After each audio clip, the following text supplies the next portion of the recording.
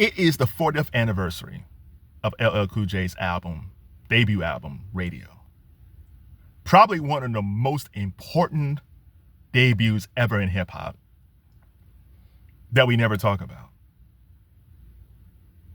If we go back to that time period, so LL popped up, his debut single was I Need a Beat, and that was in 1984. And he was only 16 years old. I can't imagine being that great at 16. And the first time we saw LL was in Krush Groove. And he did I Can't Live Without My Radio. But we didn't know who he was back then. It was this young dude. He came into the room with Rick Rubin and Run DMC, and he said, box. He started rhyming. And it's like, who's that guy? He only rhymed for like 15 seconds or something like that. And we didn't know who he was. And the reason that scene was important, the reason Radio was important, was at that point, Kurtis Blow was still the preeminent solo star in hip hop, even though he wasn't the biggest star at that point. At that point, it was Run DMC, Houdini, the Fat Boys that started to blow up. And in fact, Kurtis Blow, I think he was producing the Fat Boys. So I think Kurtis kind of saw the shift.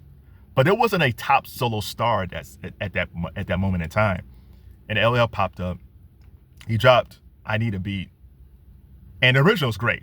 I have no problem. The original was fantastic. It didn't even need a remix. And then the remix comes out with the cowbells. I need more cowbell.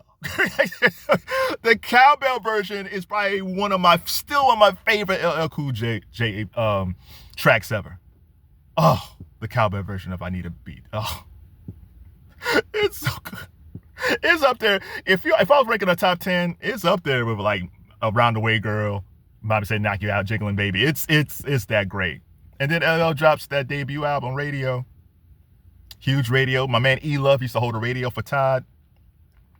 And even though Bigger and Deffer was the better album, the second album was the better album, that first album gave you I Need a Beat, I Can't Live Without My Radio, and Rock the Bells, which LL used as a branding tool now. He has Rock the Bell tours, he has Rock the Bells radios on Sirius XM. Yeah, Rock the Bells is a true brand for LL. And the fact that we still see LL now 40 years later, I don't think no one ever foreseen that. Especially when he started acting. Because it was funny. Because when he would start acting, he used to say in interviews, he'd say, you know what I'm saying? He would lick his lips, you know what I'm saying? I don't know what he did. But he had to break that habit of keep on saying, you know what I'm saying, and licking his lips all the time. But it worked. And now he's a polished speaker. But the fact is Todd is still around. And we never discuss him in the GOAT conversation, even though he's the one that came up with the whole GOAT. he's the guy, he came up with the GOAT term. And we never talk about him. But the reason we should talk about him as the GOAT is because he set the blueprint for all these guys. He was 16 years old when he dropped his first single. Probably 17 when Radio dropped.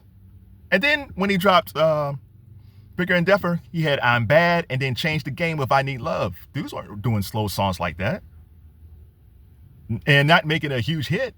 He set the template for all these guys. Biggie, Pac, Jay-Z, Eminem, Nas, DMX, Ja Rule. A lot of these guys wouldn't exist if it wasn't for LL Cool J. He basically is the equivalent of Eddie Murphy being 19 on SNL. If you're a Gen Xer during that time period and you see this 16, 17-year-old guy with charisma, great flow, and just killing the game, you're saying like, man, like this dude, I'm in high school, he's in high school, but he's a star. And he's great. How can you be great already at 16? So he gave, just like Murphy gave hope to a lot of young comedians, LL did the same thing, and he set the blueprint for all. There was no sex symbol. I mean, like I said, Kurtis Blow was sex symbol-ish, but LL Cool J was a straight-up sex symbol. As great as Run DMC were back in the day, and they're great. Rock the Bells, King of Rock, Walk This Way. Fantastic, broke the doors down for hip-hop. They weren't sex symbols. LL was a sex symbol, but still was a great MC. He showed you can marry these two things.